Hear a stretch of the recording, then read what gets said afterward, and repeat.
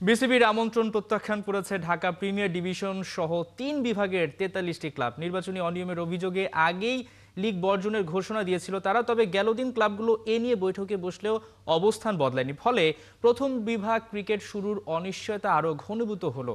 ২৫ November প্রথম বিভাগ cricket মাঠে গড়ানোর কথা থাকলেও শুরু হয়নি, যার ফলে আগামী ২৯ নভেম্বর অমীমাংসিত বিষয়গুলো নিয়ে আলোচনার জন্য ঢাকা প্রিমিয়ার ডিভিশন প্রথম, দ্বিতীয়, তৃতীয় বিভাগের ক্লাবগুলোকে চা চক্রের আমন্ত্রণ জানিয়েছে বিসিবি। তবে বর্জনকারী ক্লাবগুলোর শীর্ষ কর্মকর্তারা সাফ জানিয়ে দেন তারা চা চক্রে অংশ নেবেন না, এমনকি লিগেও ফিরছেন না। নতুন করে আরও কয়েকটি ক্লাব বয়কটের সঙ্গে যুক্ত হয়েছে বলেও জানা যায়। ক্লাবগুলোর অভিযোগ, নির্বাচনী অনিয়ম সমাধান না হওয়ায় আলোচনায় বসার কোনো ভিত্তি নেই। এই অচলাবস্থা শুধু প্রথম বিভাগ নয়, পুরো ঢাকার ক্রিকেট কাঠামোকে অনিশ্চয়তায় ঠেলে দিচ্ছে। এই অবস্থায় ২৯ নভেম্বরের বিসিবির বৈঠকে কী সিদ্ধান্ত আসে সেটা এখন আলোচ্য বিষয়।